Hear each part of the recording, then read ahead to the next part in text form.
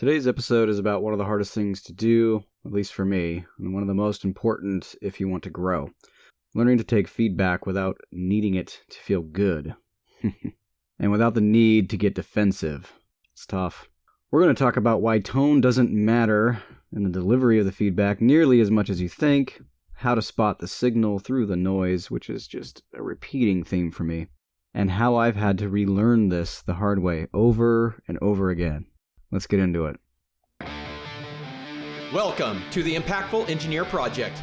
I'm Steve Maxey, and with my co-host and brother Jake, we are here to bring you guidance, fresh ideas, and the tools to help you become an impactful engineer.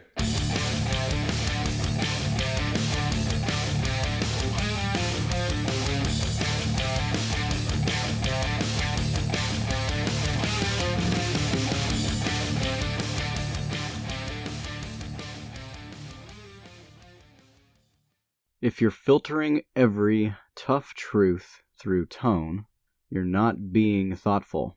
You're choosing to be fragile.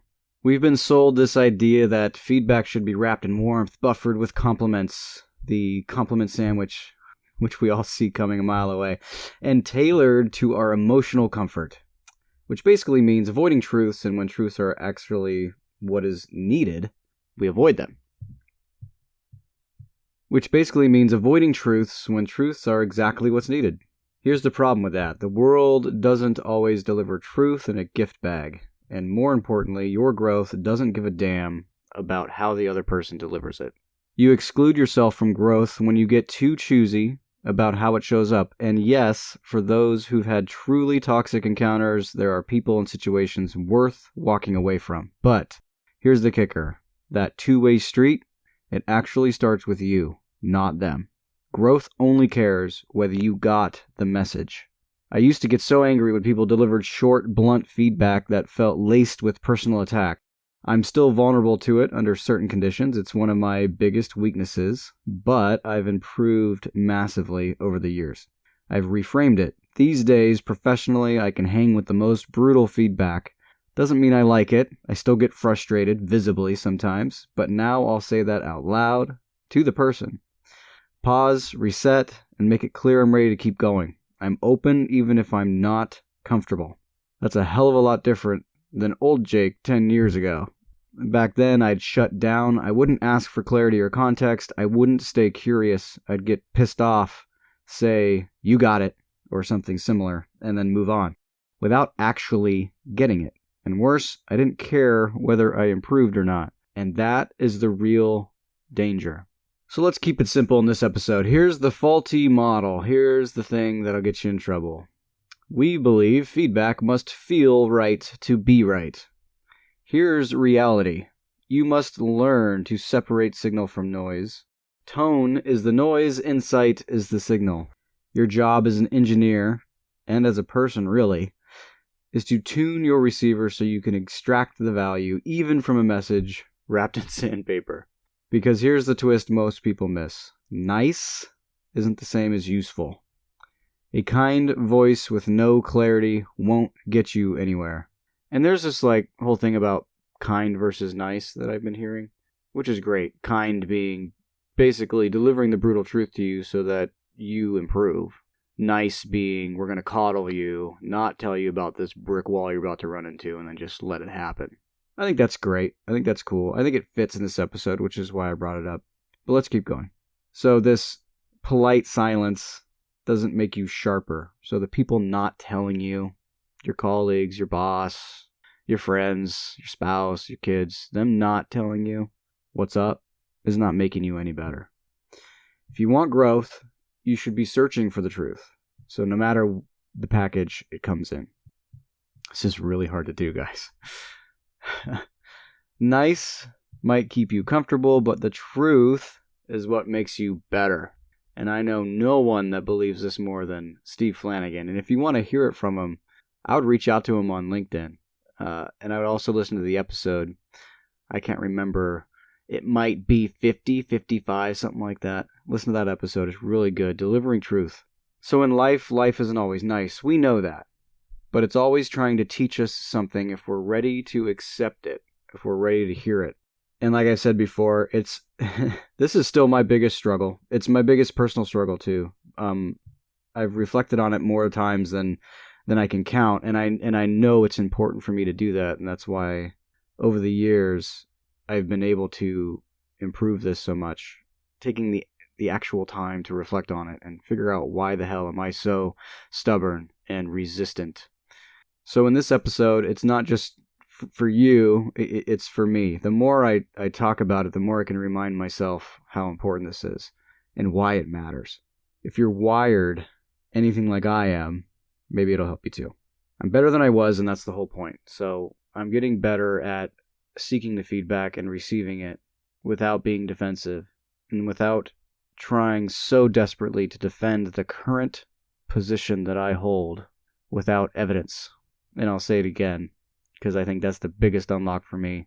I am getting better at not holding on to the position that I currently take and currently hold to be true in the face of evidence to the contrary. So as always, let me give you the real story on this one. It's not about job site work or a technical miss in my engineering.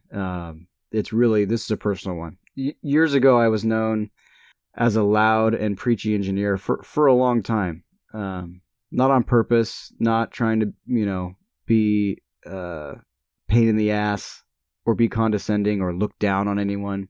But I would often be the loudest and kind of dominate the room. I was constantly, quote unquote, sharing insight, constantly correcting, pointing out what needed to be done differently.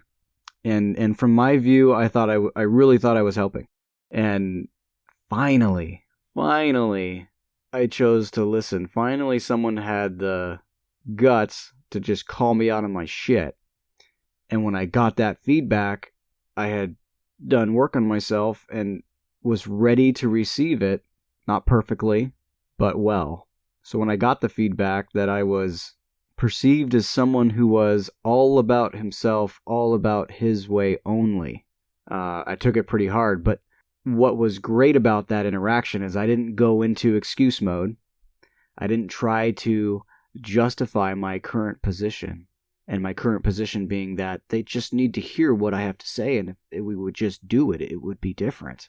When in fact I had evidence in front of me all along that no one gave a damn, and no one was going to change because I was this preachy, condescending engineer. I just was. No matter how I thought, I was so convinced that I was delivering it in a package that was just right to have them receive the feedback just the way they wanted it, to cut through the noise, and so they would hear it and we would actually do it. And that's just not how things work at all, right?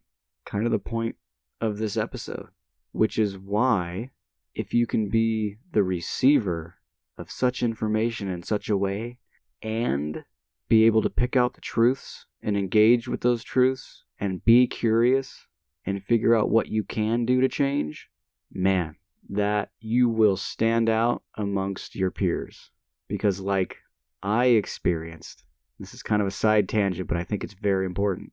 The norm, what I experienced was no reception to that. None. And could you imagine what could have happened if someone took the small amount of truth that was in there and engaged with me years before? I could have figured out how I was coming across a lot earlier. We could have implemented some changes that perhaps could have helped the company or other people. We could have been engaging in curiosity and figuring out where do some of these things apply that we can actually take action on. And if one impactful engineer had engaged with me outside of it without being defensive and without shutting down like I used to, imagine what differences could have been made. And that's the whole point of the episode. I didn't expect to say that, but I thought of it right when I was in the middle of telling you that story. So if you take nothing else away, if you can cut through the noise, find the small truths and engage in those, and get curious and have the discussions, no matter how hard it is to have the discussions, and truly get somewhere, you're going to stand out above 95% of the engineers out there. Anyway, back to receiving the feedback. So when I got that feedback that I was all about me and it was Jake-centric and it was the Jake show, I could have very well have gone into this whole preachy engineer mode again, saying people just don't want to hear the truth. The culture's not right around here. In a better culture, I would be able to speak these things without it being perceived as being the Jake Show. I could have said this place doesn't appreciate intensity, which I was pretty intense. I could have gone through all these things and even dove deep into the minutia of the points I was trying to make, but all of that would have just been for nothing. So I simply said, and I waited and I paused. It was a good, awkward 10 seconds. And I said, thanks. Thank you for the feedback. If I have any questions, I'm going to think about this. And if I have any questions or things I need cleared up, I'll come back to you. And it was an awkward meeting. It was a weird interaction, but it was really good. It was one of the best forms of feedback I've ever gotten in my entire career. And the person, if they've ever listened to this, they'll know exactly who that is. And it was great. So thank you for that feedback. So I did have questions and I asked them and I got clarity. And this person and I became closer. We were able to work with each other way better than we ever had before. Increased understanding, broken barriers, all because I received the feedback they were giving me and actually found the truth in it and then found some clarity. Then, the other side of this feedback lesson today is that when there is truth in the feedback and it's good, fix it. And don't fix it because you say you're going to fix it. Fix it with actions. Do the things that you know you should do and follow up on that feedback in the future with the person giving it to you to see how you've done. So this one encounter taught me a lot of things, and I think the best thing it taught me was that sometimes the hardest feedback to receive is the exact feedback you've been needing the most. So if it really hurts to receive it, it's most likely true. Because it only hurts because deep down, you don't feel like they're full of shit. So, if I had waited for someone to say, deliver that feedback to me perfectly and gently and warmly and set me up and explain everything, I'd probably still be stuck if I just kept waiting and waiting. But I didn't. I took the hit. I got better. I'm still working at it. But that's the game. That's the path. So, I'll give you a little, tactical reframe, or an actions list, I suppose, that you can take. So, how do you actually do it? So, it starts with actually having the wherewithal to know that the feedback is being given to you and that there's a chance for improvement. And that's going to be a lot about reflecting on who you are as a person and why and how things get in your way, which cut out the opportunity to receive great feedback. I mean, really, that's it. But it's a skill, so you have to practice. And how do you build the skill of receiving hard truths and actually doing something? You can try to reframe it in your mind so you can tell yourself and practice out loud that feedback is a mirror, not a weapon. And that's deeper than a simple reframe. It's when you receive feedback, you're getting something back that is a reflection of what you've sent out to the world, really. So people aren't just... There's a difference between feedback and just attacking you, okay? You got to know that difference. But when it's true feedback, people are just dishing back to you what you've shown them. And you've got to ask yourself, is this a mirror I'm looking into? It's a good reframe. If someone's telling you how they experience you, which is really what feedback is, you don't have to like the reflection, but you'd be a fool to ignore it. Kind of the second reframe is you don't have to agree with the delivery to investigate the content. We just belabored that point throughout the episode. But actually practice that. The tone sucks. The way they delivered it sucks. That's them. You can't control that. But you can control the way you receive it and how you dissect it for the truth. And after receiving some pretty critical feedback, if you immediately ask, I hear you, what is one thing I can do or consider to improve upon this? And I'll give you a quote from a former intern when I was working with my last company. I had interns regularly. I love teaching the next generation and people that are interested in engineering. And all of them, man, they come with their unique perspectives and just gold if you're willing to dig for it. And we always do a presentation, and this intern did one on feedback, and he delivered a one-liner that was just so good. He said, "Feedback is a conversation, not a confrontation." And if all you remember from this episode is that, I bet you it'll help you, because it helped me. So, if you think about it as a conversation, you can get curious. There's no confrontation involved. There's just curiosity.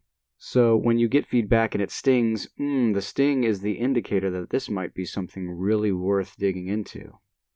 Pause, feel it. You'll never get over it. I never do. It stings every single time, no matter what. If you know how to just get rid of that, tell me, and I'll try to figure that out too. But I don't think that exists. So just feel it. Say thanks. Thanks for the feedback. This hurt. I think there's something here that usually means there's something good to learn. You could ask for an example of when they've seen this occur. That'll lead to some good discussion. You can reflect privately yourself, not justify it to yourself, but find the truth, and then you can take action on it. And that's it. And then return to the feedback loop and ask how things have been going based on the actions you've been taking. And I wouldn't wait a year. I wouldn't do a yearly review for this. I would ask to set up a mechanism in which you can meet every couple of weeks or maybe every month to receive feedback on it. And I would also give permission to receive feedback immediately after it was noticed. Or if you're really good, maybe even in real time. The closer you can bring that feedback loop to the point at which the feedback is applicable, the better you can get and the faster you can improve. This, I think, is what separates engineers who grow from engineers who plateau. I really think this is one of the biggest ones. I probably say that all the time. If it made it into an episode, I'm pretty sure it's fairly important. Remember, if you need feedback to be delivered gently in order to accept it, you've made your growth someone else's responsibility. And that's not what impactful engineers do. We take responsibility for our own growth. And that's the whole point of the episode. You're not fragile, you're not passive, you're an engineer. You're an impactful engineer. So engineer your response. If you want more on feedback from a different angle, check out episode 97. Steve broke down the fundamentals of receiving critical feedback and keeping your head clear. Pairs well with this episode if you're looking to go deeper and continue your theme of feedback. If this one hit you a little harder than usual, good. That means you're listening, and that means that it was good, valuable feedback for you to hear, and there might be some truth in it. Don't wait for someone to say it perfectly. Don't wait for a better messenger. If you want to be an impactful engineer, then this is the work. Getting better, even when it stings, especially when it stings. Thanks for being here. Let's get after it.